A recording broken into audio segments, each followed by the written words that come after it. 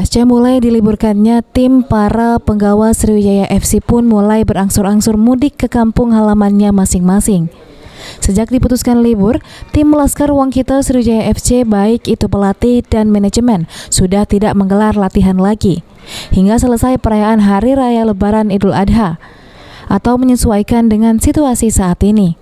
Kegiatan libur sendiri disebut sebagai libur aktif bagi pemain sepak bola tim profesional. Meskipun pulang ke daerahnya masing-masing, pelatih Sriwijaya FC Nil Maizar menegaskan, para pemain mesti tetap harus menjalankan tugas program latihan dari tim pelatih, agar materi yang diberikan tetap dijalankan demi menjaga performa.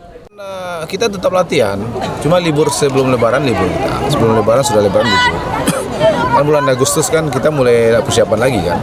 Dan kabar informasi terakhir Piala Wali Kota katanya bulan Agustus sudah mulai lagi. Solo ya? Solo, jadi emang harus kita siapin. Gak mungkin kita pikiran ditunda habis itu kita libur, habiskan nanti anak-anak habis nanti. Ini udah bagus kondisinya kita liburkan nanti. Itu nggak boleh kita buru-buru minta libur nggak boleh. Kecuali tim nih kompetisi ditunda atau mesti diberhentikan, selesai kita kan bubar kita lagi. Tapi kalau nggak ada ngapain kita? Gitu Bang.